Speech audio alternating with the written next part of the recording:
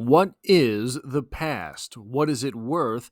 And what are we willing to forgive or overlook because of what it means to us? Welcome to Strip Cover Lit, where we squeeze the bigger picture out of literature. I'm Adrian Fort, and those are the questions that we are here to answer today, or at least the questions that we're here to question today as we journey through A Rose for Emily by William Faulkner, the short story. This video will, of course, appear in three separate playlists here on the channel. Number one being the short story discussion playlist, or two playlists here on the channel, pardon me, the short story discussion playlist, as well as the William Faulkner playlist, a playlist of reviews for works by William Faulkner.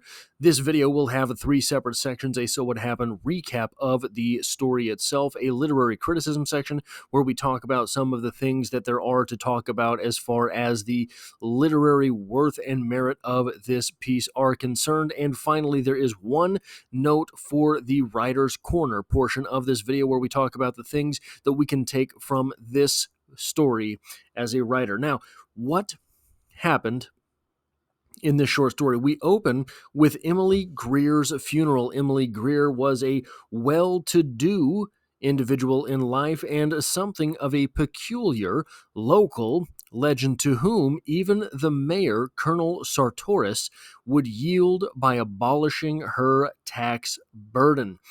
But Emily led a lonely life because her father had chased away all of her prospective suitors because he did not feel that they were up to snuff with the family name. Then, after his death, another man who is the head of a public works named Homer Barron comes through town, and he is charismatic, don't you know? And the neighbors see him time and again with Miss Emily. Then there is a terrible stench coming from Miss Emily's estate, just awful, and they try to talk to her about it to no avail. Eventually, some of the neighbors just sneak around on her property after nightfall and spread some lime. That seems to be the right thing to do, but we started this story with Emily Greer's funeral. She of distinguished gray hair up until the time she died. And as the town folk filter through her house, they understand that there is one other place besides the downstairs room in which she died that they have to look. Emily had lived in less and less of her house as time went on, so much so that when she asked the local pharmacist for poison, he figured that it was for herself. So they work their way into the mysterious room where they find Homer's decomposed body laying in bed. But things get somehow stranger. There is Homer's corpse in a bed, laying there, but the pillow next to him is ruffled.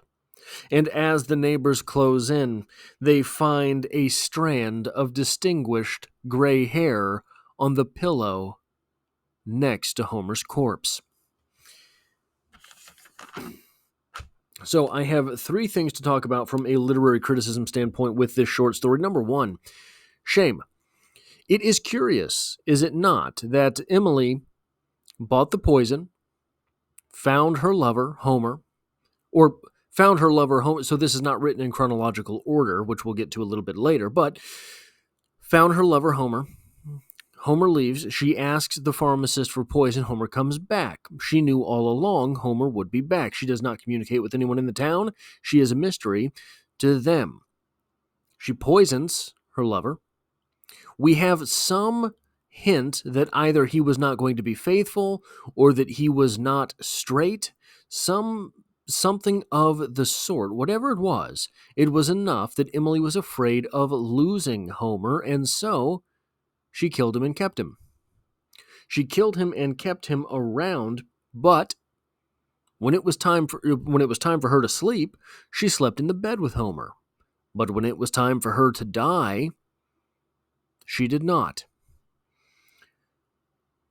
This is, in my opinion, an act of shame, an act of the type of shame that someone sort of shuts into deep corners of their own mind, living in smaller and smaller portions of their mind, the same way that Emily ends up living in smaller and smaller portions of her home. There is somewhere deep in the recesses of Emily's mind this ache about the what it is she has done to and with Homer, and she is even in her final moments thinking, well, maybe no one will find out. Hoping maybe no one will find out. And so that's the that's maybe the darkest idea here. The next to darkest idea here is the fact that maybe it's not that Emily was convincing herself that no one would find Homer, though it's strange that she left the room fortified. Maybe what she's doing here is convincing herself instead that at some point while she's dying, someone may force themselves into her help, right? May force themselves to help her, may force themselves past her quote unquote help in order to help Emily not die or die more comfortably. If she is dying in the same bed as Homer, well, then her shame is brought to life while she's alive. So it might be that she's not convinced that she has hidden Homer for all eternity, creating out of her mansion some mausoleum. It is perhaps that she thinks instead she is just shielding herself from the shame while she's alive. The next thing I want to talk about is that Emily's dad refused all of her suitors because they were not suitable for his daughter.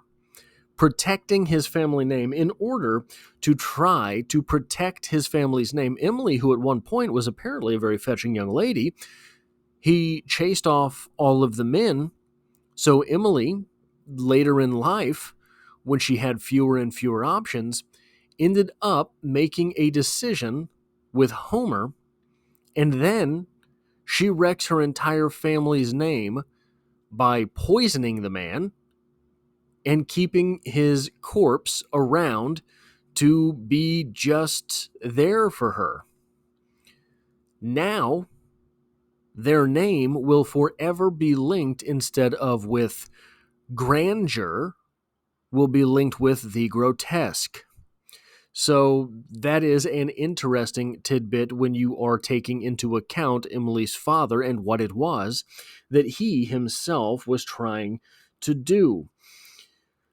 Then we have to talk about the past. We have to talk about reverence. Emily is told by Colonel Sartoris, the mayor, that eventually he just gives up trying to collect taxes from her, and she carries that tax exempt status straight through the next mayor, straight through the next townsfolk, straight through the next generation, and just refuses. No, that's okay. No, thank you. Must be nice, right? But this was because Emily and her family were a link to the past, a link to the past where her family had some bit of greatness. The townsfolk, though maybe they don't like her and maybe they take some pride in the fact that they were around to see her downfall, see the downfall of the family, they do take pride a little bit in the fact that, well, there were at one point in time great folk in the area.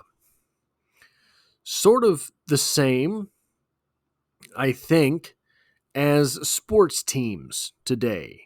I think there is some bit of pride that you have a football team, a professional football team, an NFL team in your city. And maybe the quarterback has decided to move to the city even in the off season. That brings you some bit of pride. This is a place where people like that guy live.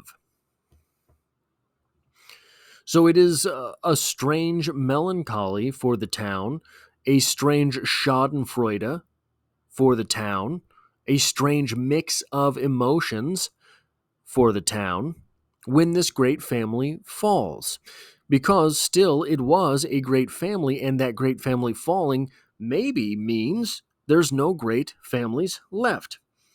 So they were revered because of the Greer family was revered because of their tie to a former greatness, a greatness that is now grotesque.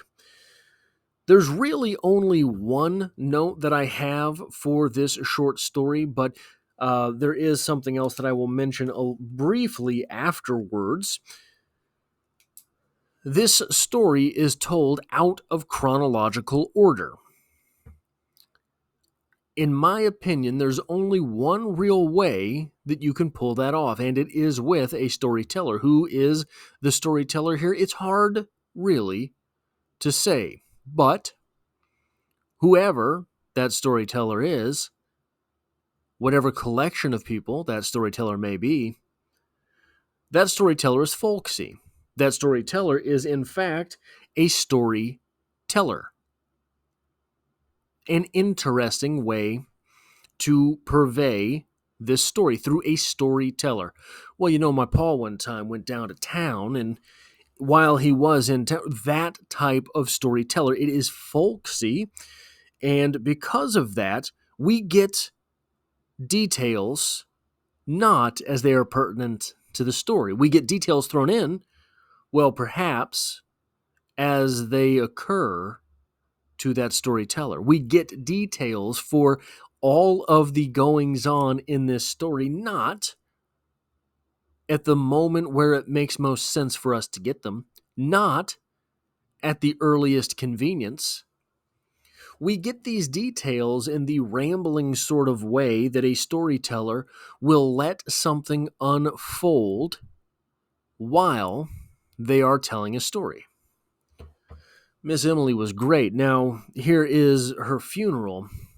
You know, she had a lot of suitors at one point, but her father just chased them all off. Her father was a great man, and she was a great woman. Had this stunning gray hair right till the day she died. It's funny. She did never find anyone, never settled down with anyone. So much so that when she asked the pharmacist to buy some poison, everyone thought that it was just for herself. There was one man, though. One man, Homer. Yeah, sort of an out there guy, Homer. But the town folk saw him with her and her with him several times. There was this weird smell at her house one time, right? We get these sort of jump back and forth types of things here from this short story, and details not when they are necessary, not when they are pertinent, not when they are first available, but whenever it makes sense for the storyteller to let us know that a thing happened. Now, the last thing I want to talk about here for just a moment, Psycho. Right? This gives you vibes of Psycho by Alfred Hitchcock, the great reveal of the decrepit mother in the spinning chair in Psycho. Psycho was released in 1960. This short story was published, I believe, in April, the last day of April 1930. It is, I think, almost impossible to read this short story and not think of Psycho.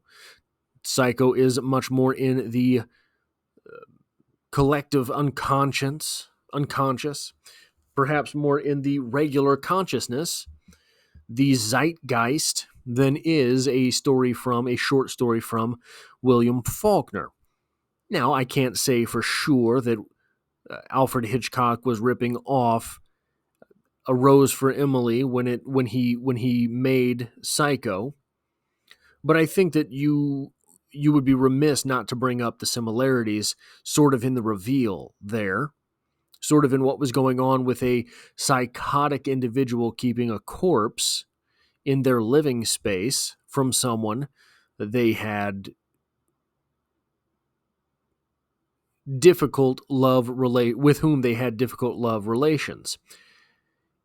It's unfortunate for William Faulkner that you have in your mind then when Homer is revealed, this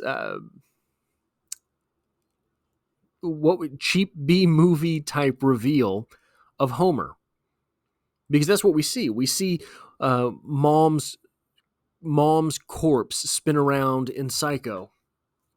That's what we see at that moment that Homer is revealed laying in the bed. But man, the picture actually painted by William Faulkner, that's wild. If you take out the cheap B movie effect that you get from the 1960 movie, then actually thinking about this scene is very dark and grotesque. That is all I have for this video. If you like or appreciate what it is that I do here, hitting a like button really does help me out, as it tells YouTube to share this video with other literature lovers. And if you find yourself here by chance but not design, there are multiple videos on the channel every week. There is poetry every Monday, and I hope to have you back for the next one.